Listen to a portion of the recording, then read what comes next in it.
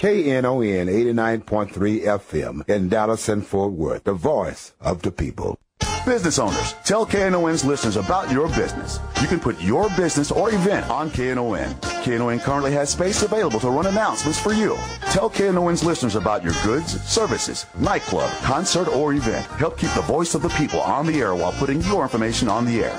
KNON's been named the #1 radio station in Dallas by both the Dallas Observer and D Magazine. Put your business with Dallas's #1 station. Call now for more information at 214-828-9500, extension 227, or extension 233. For more information, go to KNON.org and click on the Run Spots on KNON page. It's a great way for your business to support community radio while letting more people know about you.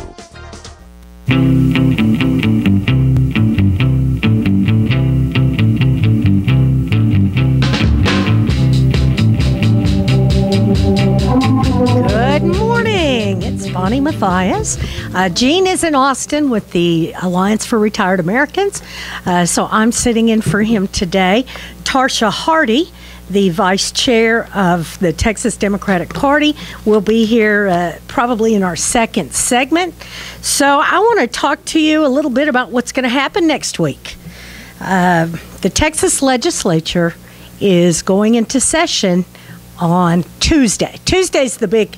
They really won't be doing anything on Tuesday other than the big fanfare, everybody getting sworn in, all of the new folks getting sworn in. And then starting Wednesday, it will be business as usual.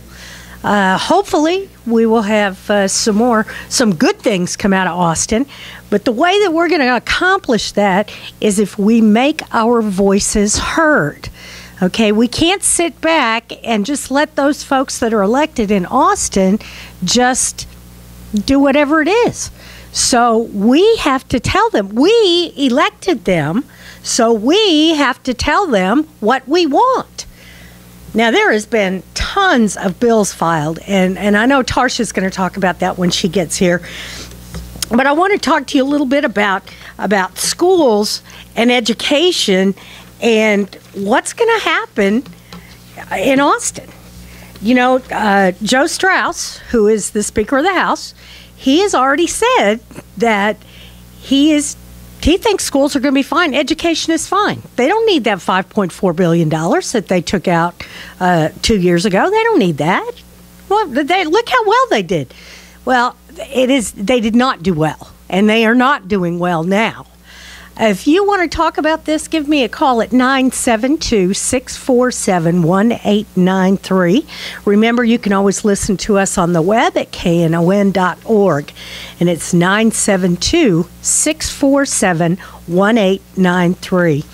You know, I'm really excited about the legislative session because I do love to bug the snot out of our guys in Austin, you know, because it's about going down there and making your voices heard, or it's about calling them or emailing them, but staying in touch with them.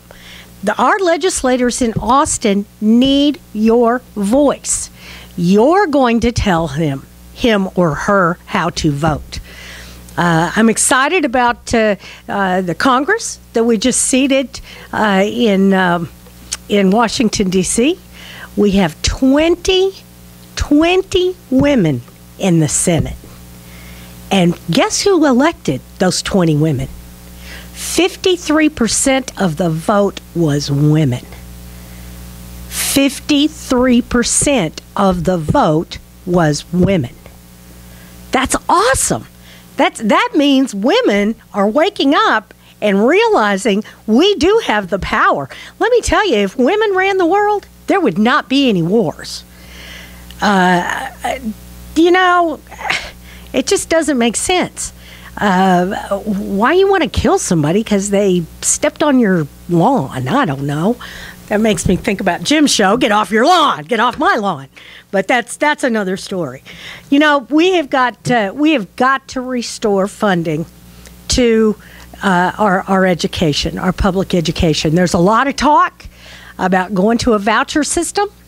That's a very poor choice, because then you take the money out of public schools and give it to people to spend in private schools. or which also include parochial schools.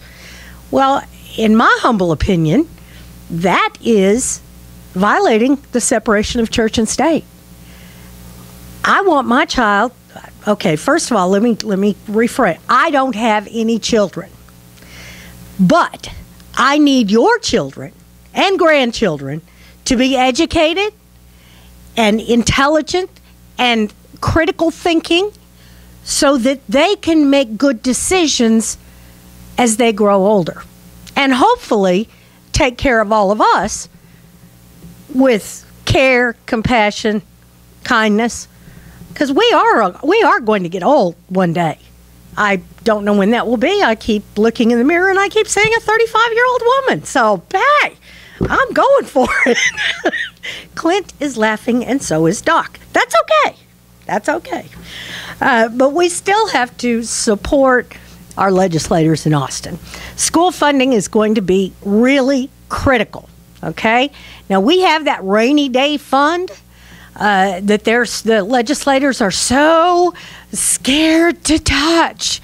Well, I hate to tell you, 2 years ago, it was raining, and we only took a small amount out of the rainy day fund, and now it's pouring, and we need to take a chunk out of that rainy day fund, God bless you, Clint, and restore the funding to our public education system. 972-647-1893. You know, public education, I'm a product of public education in Colorado. I was talking to Allison Brim from TOP yesterday, and, you know, when I was in school, we had the Iowa Basic Skills Test. And we took that, I think every other year until I was in like 8th grade. And it told folks where we were overall in basic skills. But every 6 weeks and every 12 weeks, all during the school, we had end of term testing where each class gives you an exam to find out what you learned in the previous 6 weeks. It's a novel concept. Finding out what children learn.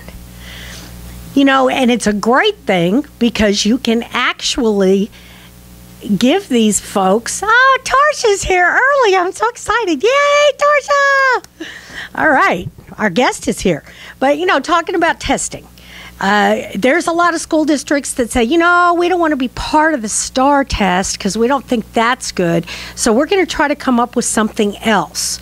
And they're talking along the lines of term testing, you know, exams to find out what the kids learn. But, you know, we also have to not only find out what the kids learn, but we need to teach them the right things, okay? They need life skills. Yes, they do need to strive to go to college if that's what they want. But we need plumbers and electricians and brick masons and auto mechanics. We need all of those people too.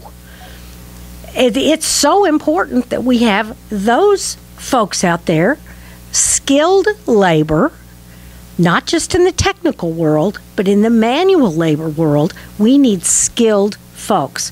And that is what I believe, restoring our funding to our schools, we can actually get into teaching, not to the test, back to teaching.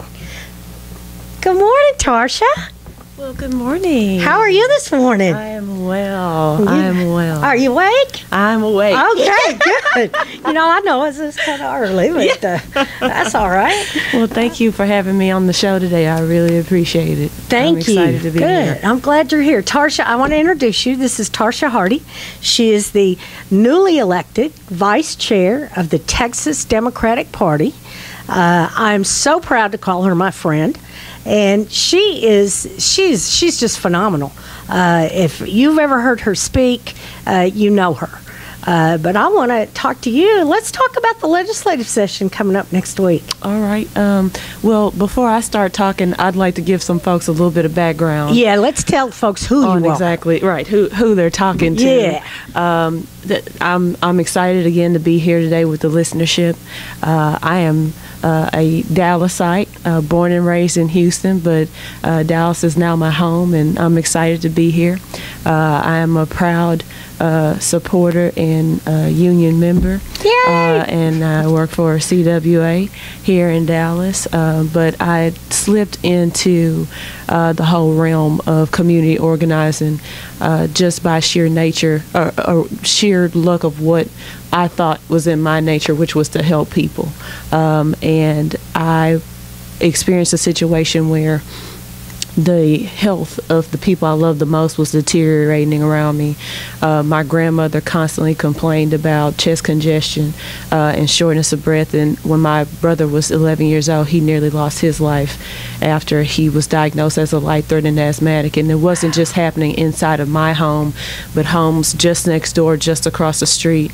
And what was right across the street from us was the Port of Houston and the Houston Ship Channel, which is two of the largest corporate polluters in Houston in Harris County.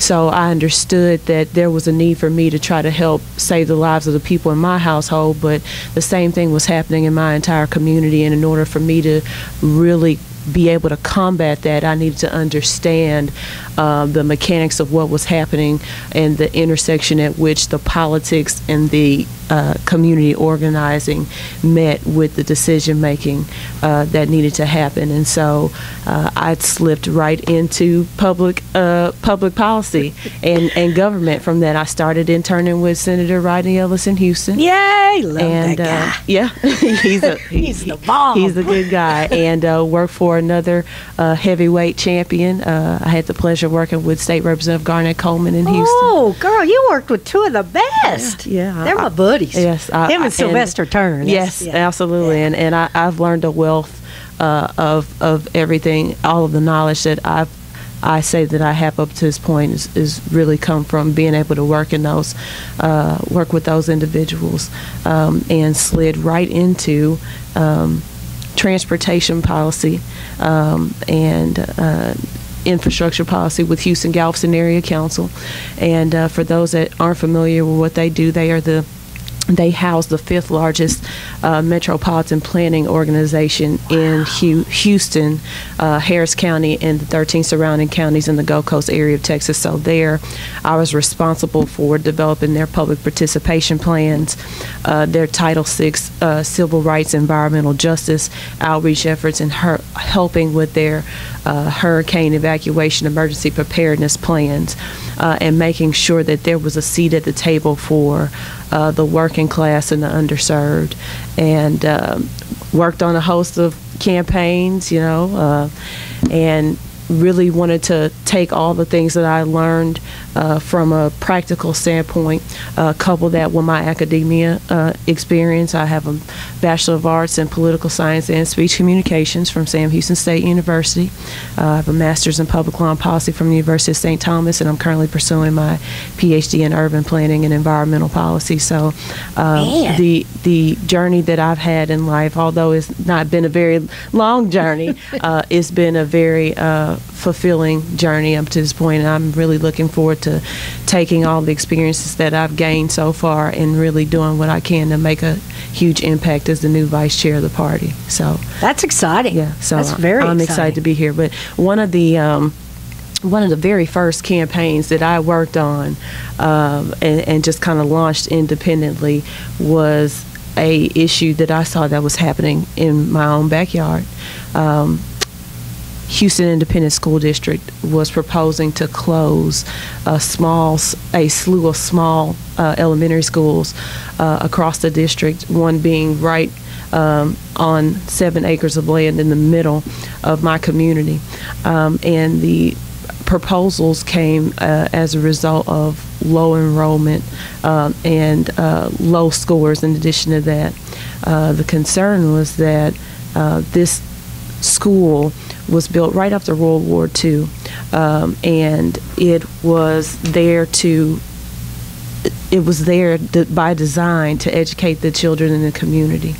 The maximum capacity of the school was about maybe 225, 250 students. But we understood that with the closure of this school, it presented other challenges. At the time, they wanted to consolidate the kids from that community into another community just across the street. Well, for those that aren't familiar with what's happening geographically in this situation, the community they were proposing those kids go to school in was literally bisected by the Houston Ship Channel and the 610 bridge. So ultimately, those kids they were not providing any public transportation for those kids to the proposed consolidated campus. They would literally have to walk from the community underneath the freeway out the other side through a large industrial district, and that wouldn't even get them. That wouldn't even get those kids near the school. So there were a lot of child safety issues that were happening. Randy. A lot of child safety issues that were happening, quite frankly, that really started getting my wheels turning on, what needed to happen, how we can provide equitable and adequate education, instruction, and resources to kids in the community. And so that's how public education became very near and very dear to me. And we just went through that here in Dallas. Yes. Where they closed 11 schools. Absolutely. I know the student enrollment at J.W. Ray Elementary School, which is right down the street from the Union Hall, doubled and is expected to add another 50% next year because there's another school in the neighborhood that's going to close this summer. Right.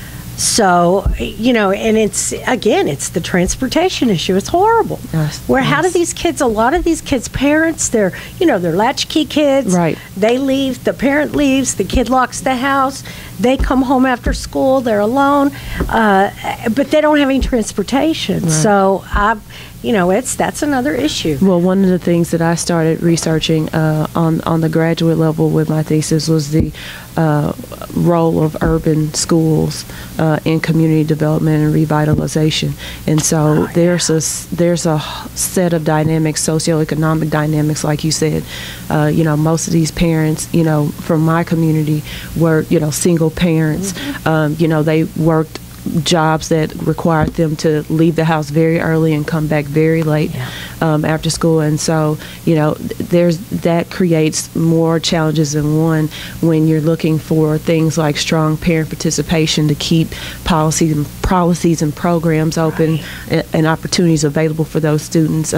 Parents have difficulty, quite frankly, getting off work to go to a school board meeting at 2:00 in the afternoon. Right. It's virtually your teacher, impossible. The teacher wants to see the parent at 3:00 in the afternoon. Right. Well, how am I supposed to? First of all, is my boss going to let me off? Right. Second Absolutely. of all, I got to do it without pay. Not a good thing. Yeah. Let's get with Randy on line 2. Good morning, Randy. Good morning, ladies. How you doing? Good. How are you? Our parents used to have to go see the teacher without pay, too, Yeah, well, I know. Trust me. My dad worked across the street from the high school. A lot of times we come up with so many excuses. I'm a musician, so I got an excuse every time why my voice might crack while I'm singing. So, sometimes we come up with way too many excuses. And, it's funny. We didn't realize when they started privatizing the prison industry back in the 80s that was the precursor for privatizing the schools and connecting the two together. Now we're at a turning point in America where they were a long time ago when the first schoolhouse was built in a community. Why? Because the federal government was only educating the rich at Harvard and Princeton and all these other schools.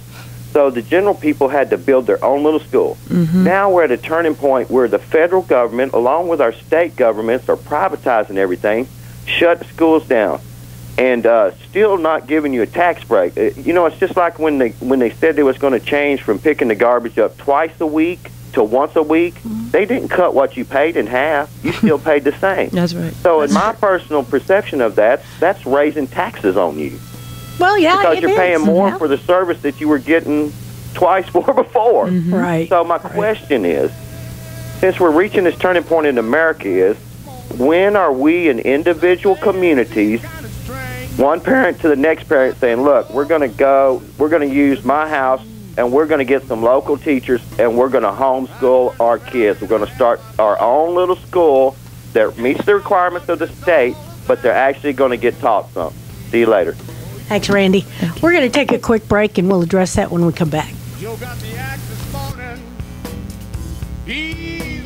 Tune in every Saturday morning for KNON Speak Up Saturdays. Speak Up Saturday starts at 7 a.m. with an expanded church information and forum hosted by Reverend Marion Barnett, a news and politics show for you. Then at 9 a.m., it's The Workers' Bee hosted by Gene Lantz, sponsored by the CWA, a show for workers' rights. At 10 a.m., the Dallas Observer presents Jim Schutz, Get Off My Lawn with the Other Side of the News. Wrapping up Speak Up Saturdays at 11 a.m. is Lambda Weekly with David Taffet, the longest-running LGBTQ talk show in the country. Be sure to tune in every Saturday morning to Speak Up Saturdays right here on KNON 89.3 FM, the voice of the people.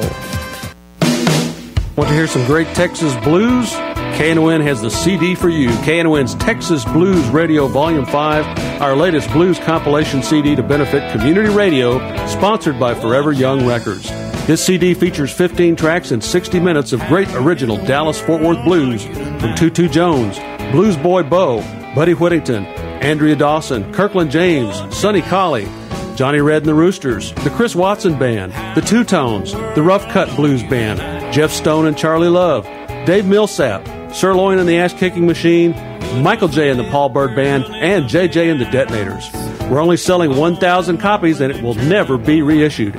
Get your copy now at Forever Young Records in Grand Prairie, Recordtown in Fort Worth, and in Dallas at Bill's Records and Rewind Music. The CD is available as an MP3 download at KNON.org. All proceeds benefit community radio, KNON. For more info on Texas Blues Radio Volume 5, visit us at KNON.org. Get your copy now and hear some real Texas blues. Your ears will thank you for it.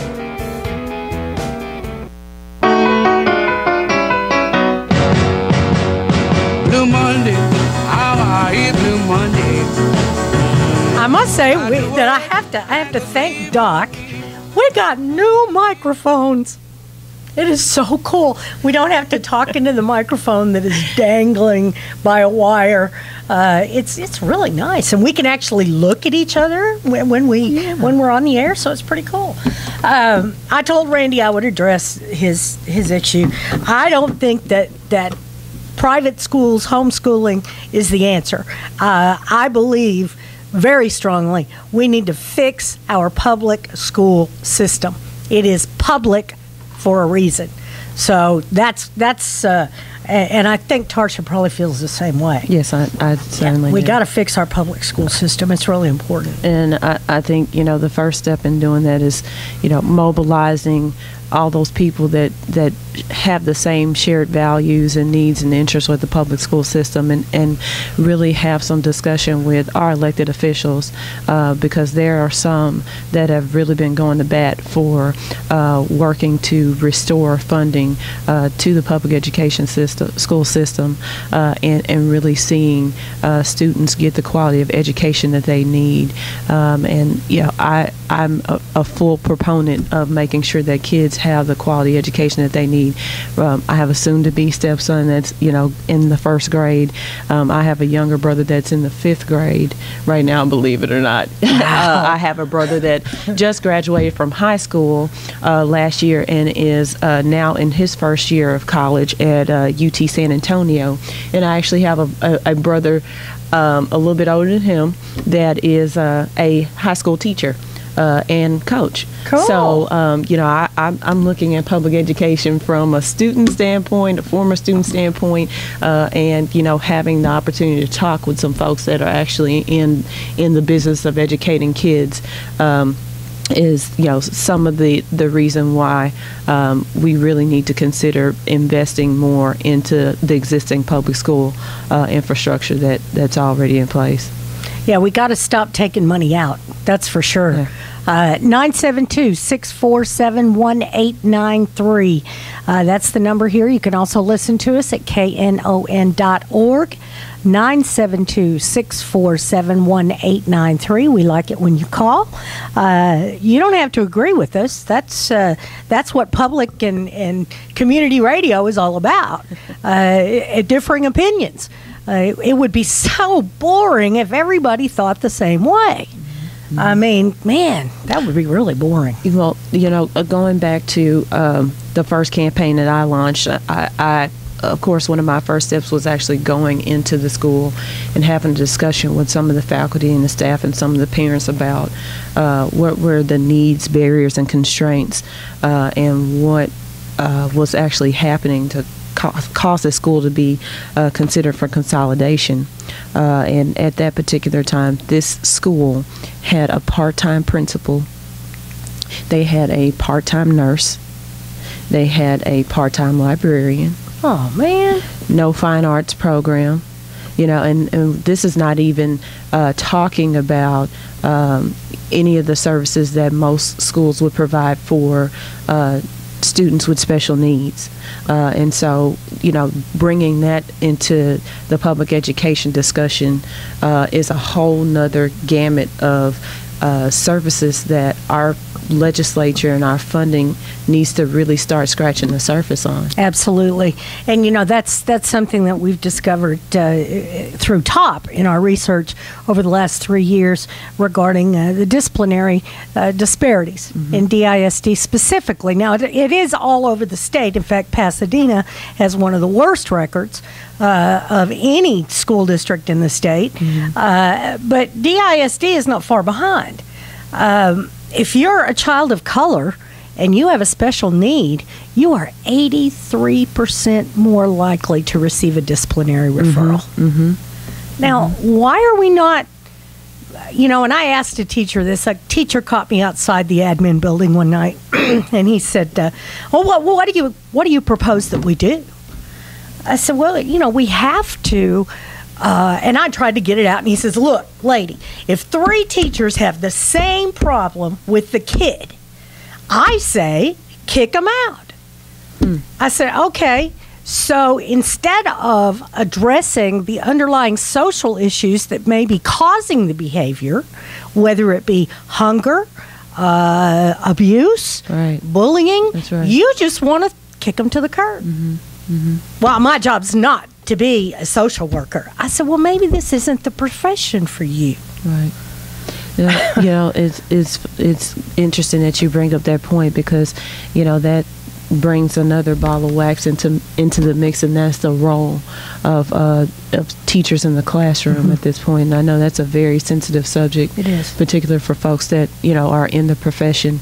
And in the wake of the Sandy Hook Elementary School tragedy, I've heard a lot of discussion about legislators proposing bills to allow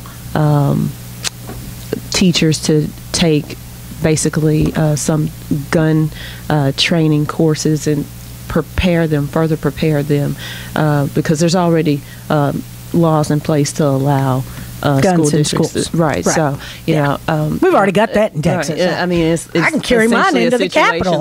Where, teachers are being teachers, and your police officers at the same time.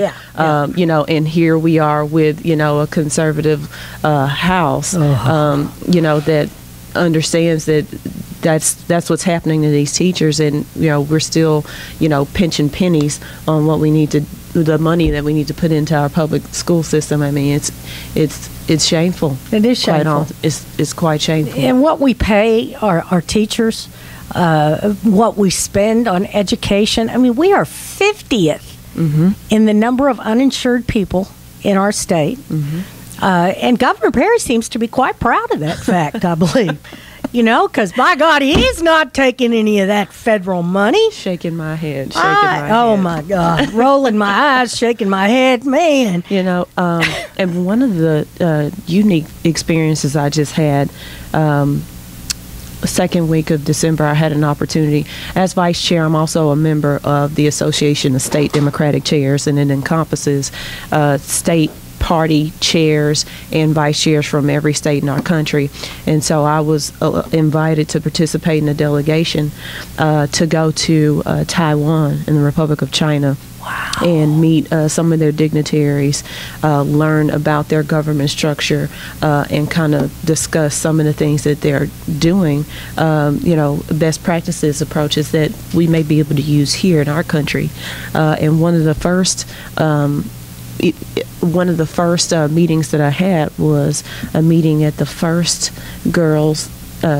Taipei's girls' school, and it was the first school implemented in the capital city of Taipei, and it's about 110 years old. Wow! And these girls, in order to get into this school, you have to graduate out of your primary education in the top 3 percentile of your class. Wow. And immediately when they start, they have funding in place that supports and covers the cost of tuition for the girls, and they also prepare them with literally like iPads. Each of these kids get iPads, and they do everything from prioritizing and doing homework to communicating with their teachers and pulling their grades up online. Great. I mean, so many students are so much more technologically advanced. Oh, yeah. And ready to come out of that high school.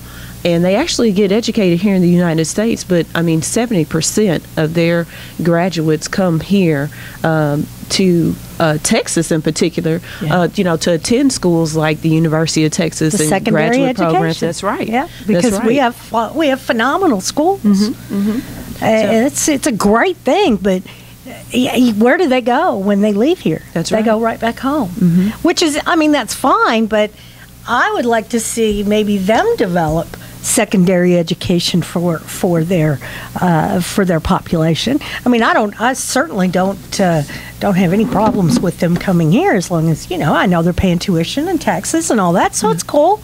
But I think the important thing for me is I'd like to see all of our elected officials have that kind of passion and that kind of drive to understand the importance of restoring the funding and then some that we need to really get our kids ahead of the game and allow them to be in a position to compete on the global level. That's right. That's right. Yeah, it's not about competing for jobs in Texas or in Dallas anymore. It's about competing for a job with a global economy. That's right. And, and if you don't have the skills and the technological intelligence to do the jobs, guess what? That's right. Somebody else is going to get that job. Mm-hmm. I want us to be able to provide that education to our students so that we can compete. And again, not everybody is college material. Mm-hmm. But we have got to teach our kids. I don't know what happened to home economics in school. Oh, yeah. We had wood shop. We had metal shop. We had auto mechanics, body shop. Right, vocational training programs. Absolutely. And I must say that I was the only woman in the junior auto mechanics class, and I would also be the only A. Back in the days when they had carburetors, I could actually tear down a carburetor and put it back together. Oh. Now you look under the hood, I got no clue. I got no clue. I know where the oil dipstick is. I know somewhere it's in here. The water goes in there. The oil goes in there. That's about it. The gas goes over there. That's it. Yeah, but vocational training and programs are going to be, very critical. And I think it's something that when we talk about public education, we also need to talk about investing in, our universities and preventing the tuition rates from skyrocketing for those that choose to pursue whatever programs, whether it's a 4-year degree or certification, for welding or whatever it is. I think our community colleges set up a very unique opportunity to allow students that feel like that's the journey that they want to take in life to have those opportunities. Absolutely. And make sure that they're affordable for them. But again, in the wake of issues like the Sandy Hook tragedy, you deal with the delicate balance of how are we going to restore funding just to keep up with the pace that we need to just kind of bare minimum on, and then we're talking about other elements that need to be that need to have funds appropriated in light of those tragedies, like threat assessment and instruction, to prevent those types of things from reoccurring. And having there was a press conference maybe a day or so ago that's most of the elected leaders here. I know Senator Royce West and some of the other county commissioners were involved in promoting mental health. That's yes. right. Oh my gosh. We're 47th in the nation. Right. Spending. So, when for we mental talk health. about money and funds just to keep the facilities open and the lights on, and making sure our kids have enough books so that they can actually take one home to read. We also need to make sure that we're talking about security on campuses now, and threat assessment and instruction, mental health support, security, and outreach. Quite frankly, because the most important part of this is making sure that the students and the teachers in the community have the resources that they need to be able to identify someone that may pose a potential threat or show some indications of internal conflict with themselves that might cause a very adverse and very severe external impact on our students at school and our teachers. It's scary. It's really scary. Very scary. Let's kind of switch gears just a little bit. Yeah. Let's talk about some of the bills that have been introduced in Austin. That will be introduced. They've been filed. They have not. They've been filed. It's Tarsha and I talked yesterday, and I guess there's some interesting stuff out there. Yeah. Two of the ones that I've seen that I think we really need to build some support behind. Senator Rodney Ellis has two. Senate Bill 83, which deals with allowing any qualified voter to vote early. Ooh. Let's see. Vote early by mail. So, if you are qualified to vote, period, and you want to vote early, you can vote by mail. And I think, we're seeing progress in terms of how we're stepping away from voter suppression, but we still have a long way to go.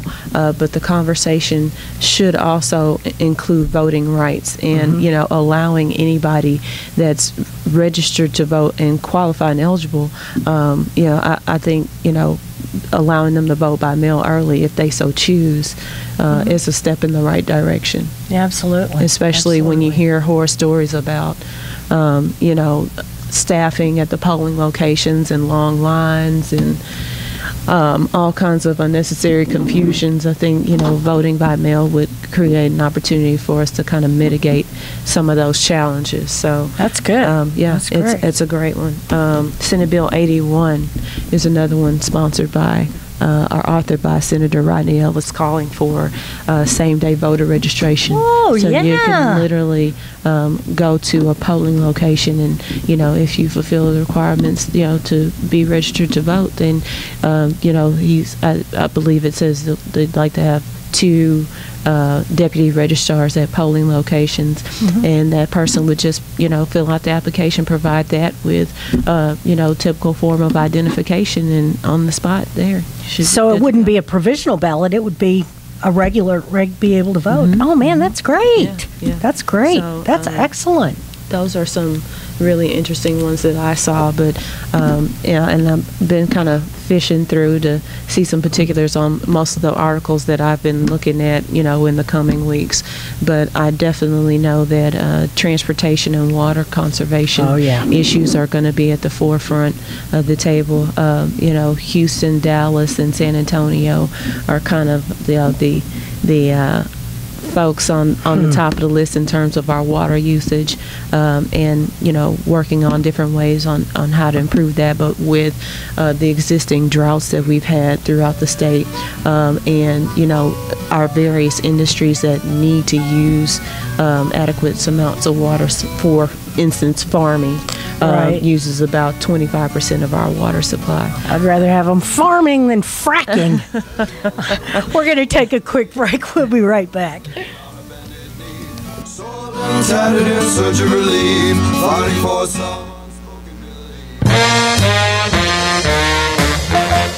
Hey baby, Sonny Bryan's Catering presents the 14th annual KNON Blues Festival on Saturday, January 26th and Sunday, January 27th to Port David's Pub. Join us for the biggest blues event of the year, starring the Royal Rhythmaires, Bobby Patterson, Blues Boy Bo, the Aaron Burton Band, Andrew Junior Boy Jones featuring Carrie LaPie, Pete Barbeck and Seventh Son, Bonafide Blues, Deep Ellum Rhythm Kings, the Dallas Blues All-Stars featuring Hash Brown and Mike Morgan, the KNON Blues Review with J-Max, Sonny Boy Mark, and Jeff Stone, Big Charles Young, the Drew Lane Band with special guest Sir Loin, and the Super Kings. This is the big one. You never know who's going to show up and play as a special guest. Don't miss out on this big blues show. Advance tickets are only $15 and are available now at knon.org, Bill's Records in Dallas, and Forever Young in Grand Prairie. This is a KNON Blues benefit event. KNON thanks Sonny Bryan's Catering for their support.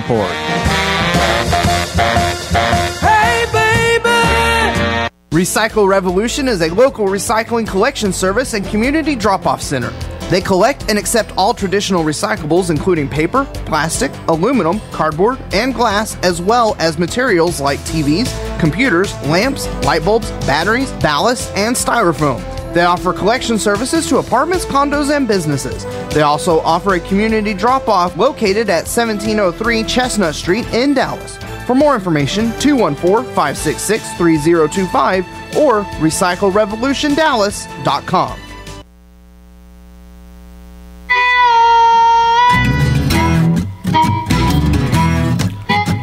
I wake up in the morning at 4:45. 4:45. I remember those days. Ooh, thank God I don't have to do that anymore. 4:45. Wow. Wow. I used to get up when I had the show on Wednesdays. I had to be here by 7. Oh wow! And it was a 4 a.m. get up. That boy. in itself is a character building experience. Yes, ma'am. Yes, ma'am. I did that for 6 years. Man. There was mornings where I'd be like, hello. Oh, we did good. We did good.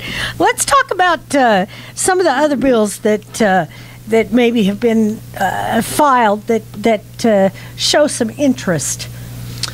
Well, I think for working class families, Lon Burnham has one. Hey, Lon. Yes. Lon Burnham's out of Fort Worth. That's right. He has a bill that he is asking the state to allow local hospitals and other municipalities that can come up with the state match to go ahead and directly apply for Medicaid funding themselves. Oh, really? The state not want to do just that. kind of go skirt around Governor Fancy Hair. I like that. Yes. That's very good. Let's see. So that's awesome. That's we have got a real issue with Governor Perry's made it very clear to Washington that he wants no part of this federal health care bill or act. It's not a bill, it's an act, it's law. And I keep hearing all these, well, I got this because of Obamacare. I had to pay this because of Obamacare. Okay, so we all may have to pay a little bit extra for some things. to help other people. Is that really bad? No. I thought that's what one of the undertones of that, BIBLE. Right.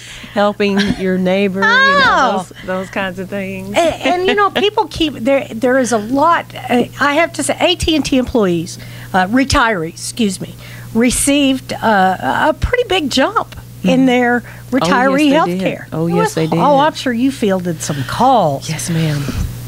As we did too, and it was horrible. And AT&T came out and said, "Well, it's because of Obamacare. We had to do that." Right. Well, a group of advocates went to United Healthcare and to AT&T and said, "Hey, this is not true. You're not doing this because of Obamacare." And they finally backed off and said, "You're right. We're not. This is a business decision. It has nothing whatsoever to do with the Affordable Health Care Act. Right. Nothing.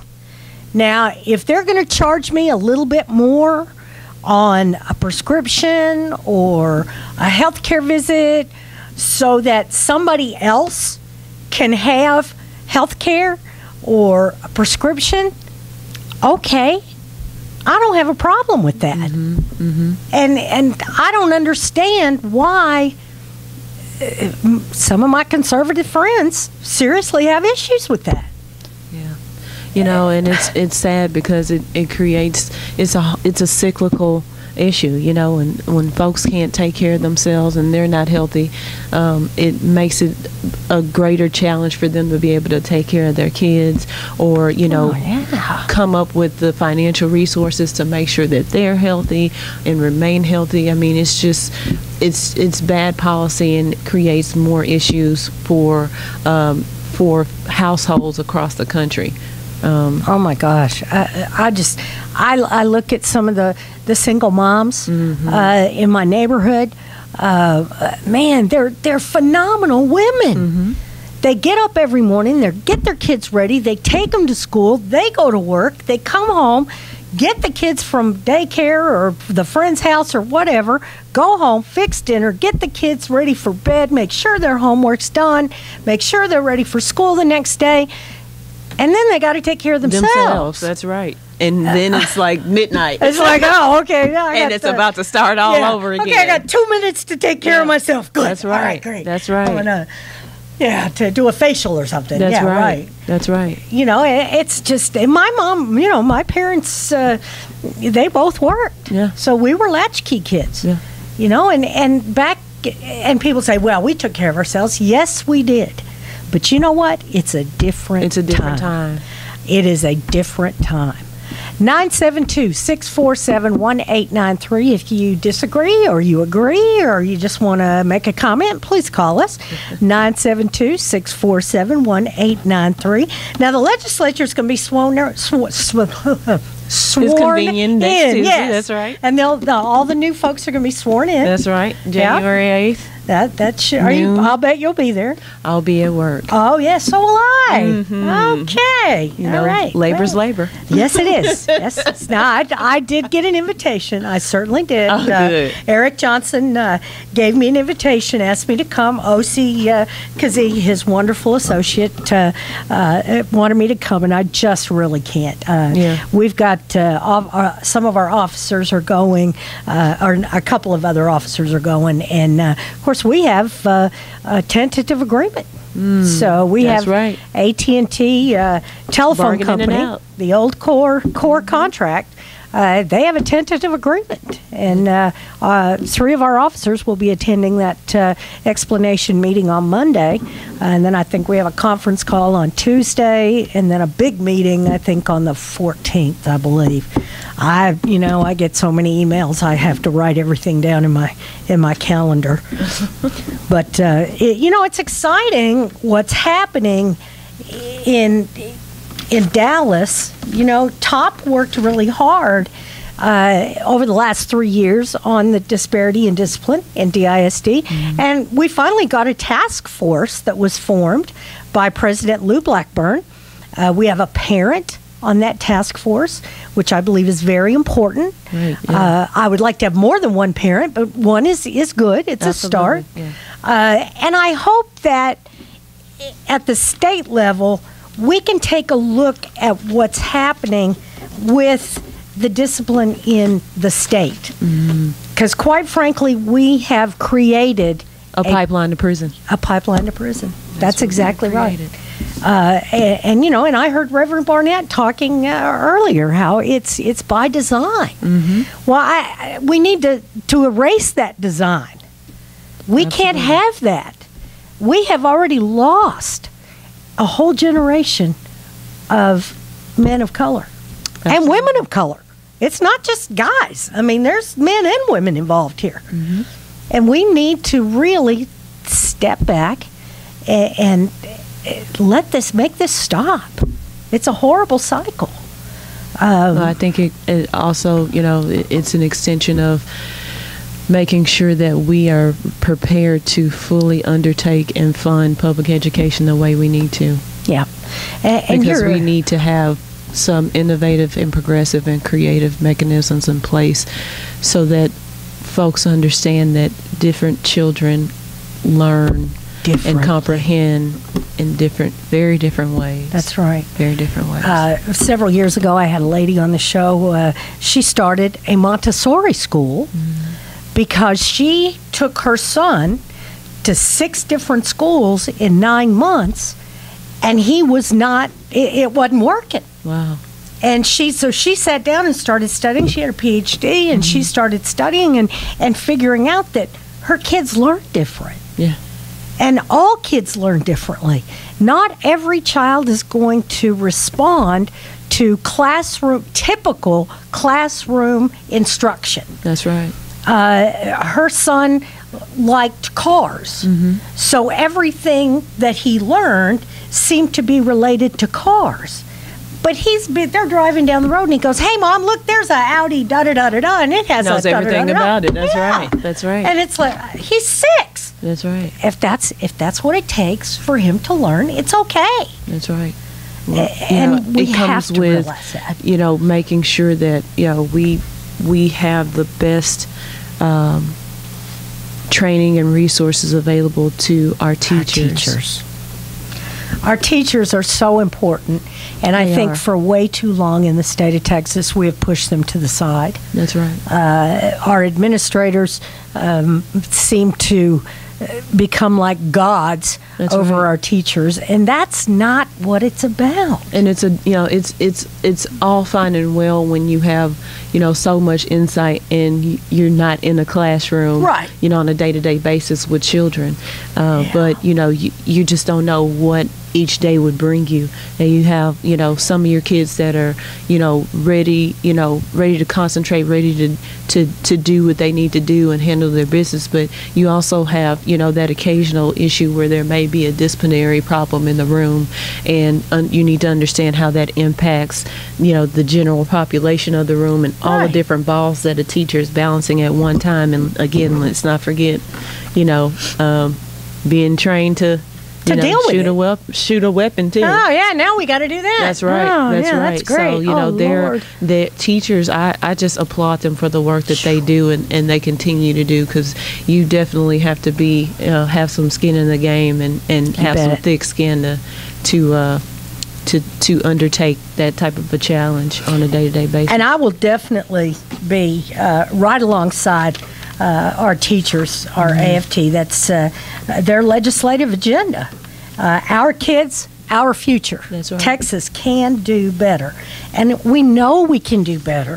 You know, we can't afford to let this happen. We have to look at providing our teachers and our administrators and staffing, which includes janitors, HVAC contractors, all the people that work within DISD. We must give them a living wage and something to actually strive for. That's right. You know, the Walmart model, unfortunately, looks like it's being applied to our public schools. and the Walmart model, in case nobody know, or in case I need to refresh your mind, is part-time, no benefits, no raises. Once you reach the plateau, you're done. You can't ever make any more than this. I believe at Walmart it's about $16 an hour. That is top pay. It does not matter whether you have been there for 5 years or 15 years. You will make that amount of money forever. We had a young man on the show from our Walmart. He'd been there for 3 years, and he was about to get a raise to $9.30 an hour. Wow. Yeah.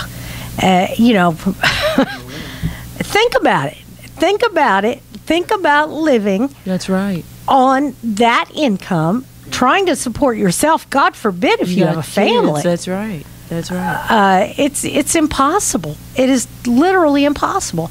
And folks, food stamps in Texas are pretty important. We have got some real issues that we've got to address at this legislative session. And I was telling folks before you got here, we elected these folks. We have to tell them what to do. That's right. We have to communicate what we want. We have to tell them what to do. Let's get to David on line 2. Good morning, David. Hello? Hello. Hi, David. All right. How you doing? Good. Isn't it true that we paid for Rick Perry's insurance? Am I wrong? That's true. Yeah. That's true? Yes, sir. How come he don't want to pay for ours then? That's a damn good question. That is a dang good question. I think we should call him and ask him. Yeah. I've been thrown out of his office before. I don't care. And I heard they get the top. They don't get the bottom insurance. They get the top of the insurance. That's right. Oh, yeah. And he don't want us to have any at all. That's true. Thank you, David. Thank you so much. Thank you. Have a good day. That's a really good question. I think I need a T-shirt. Right? I think that's great. I think we should have T-shirts. Rick, we pay for Rick's. How come he won't pay for ours? I think that's great. Man, I'm seriously thinking about that. That's a good T-shirt. Man, we could get a bunch of people to wear those T-shirts. Yeah, that would be awesome. Healthcare, and schools and everything. It all goes together. That's right. Because if you're sick and you can't go to the doctor because you don't have any insurance, you got to send the kid to school because you can't stay home because you lose your job and you won't get paid. So you got to send the kid to school sick. Round and round we go. It's round and round we go. That's it. I mean, it's a horrible, horrible circle that we've created, and we need to break that circle. That's right. We need to. And again, back to what we need to do in order to make our voices heard. Of course, our legislators are going to be in Austin round the clock, fighting it out. Right. But that's what they have staff for, and that's why their staff is so important. Making sure that you build relationships with folks that handle your elected schedule, to individuals that handle that person's particular policy interests. On whatever committees they serve on, you employ these people to make sure that you are vocal about your message. We know that our union family is going to be out there. They have lobby days. Yep. There may be some rallies going on, but it's very important to make sure that you're up to snuff on what particular committee that your bill of interest falls into the realm of. Show up at those committee meetings. They have them online so that you can check them out online. But if you have the time and the opportunity to rally the troops and mobilize people and get down there to Austin in those meetings, that makes a difference. I'm and telling not just show up there. Be ready to be vocal about what is on your heart and why you think the proposed legislation is a good or not so good idea. Testify at these hearings, folks. You have to do that. Find out what's going on. Several years ago, deregulation, huge. We fought like crazy to stop deregulation because we knew it was going to be a bad thing for Texas. And of course, it has turned out to be a bad thing for Texas. Imagine that. They didn't listen. I don't know. That's crazy. And we testified. I mean, that year, I was in Austin at least one day a week for the entire session. Come June 1st, I went, hey, man, I don't have any vacation left. I am like here for the rest of the year, okay? So, and if that's what it takes, so be it. That's right. You know, the highway is short between here and Austin. The speed limit in some places is 75 miles an hour. Bliss. Bliss. That's right. I've got this trip down to about 2 hours and 45 minutes. I do stop in Waco going down at the Starbucks to get me a cup of coffee. And on the way back, we have to stop in West at the check stop. That's it. That's it. That's all you got to do. But, you know, folks, we have to talk to our legislators. That's right. Call them. Email them. Follow their blogs if they've got them. Letter campaigns. Get on their Facebook pages. Everybody's got a Facebook page. Right. Tell them what you think. Tell them what you think. Well, Gene will be back next week. He is in Austin today with the Alliance for Retired Americans, stirring them up down there. I'm so happy. And Jim is here waiting for Get Off My Lawn. I love that show. It's great. So we will be back next week. Tarsha, thank you so much for coming in. Thank you for having me. And you guys feel free to follow me. I'm on Facebook, and there you'll find that I'll be launching my website in the coming weeks. All right. I'm excited about that. And you can catch me debuting on WFAA Channel 8 Inside Texas Politics. Ooh. All right. Thank you, folks. We'll see you next week. Bye-bye. KNON 89.3 FM in Dallas and Fort Worth, the voice of the people. Business owners, tell KNON's listeners about your business. You can put your business or event on KNON. KNON currently has space available to run announcements for you. Tell KNON's listeners about your goods, services, nightclub, concert, or event. Help keep the voice of the people on the air while putting your information on the air. KNON's been named the #1 radio station in Dallas by both the Dallas Observer and D Magazine. Put your business with Dallas's #1 station. Call now for more information at 214-828-9500, extension 227, or extension 233. For more information, go to KNON.org and click on the Run Spots on KNON page. It's a great way for your business to support community radio while letting more people know about you.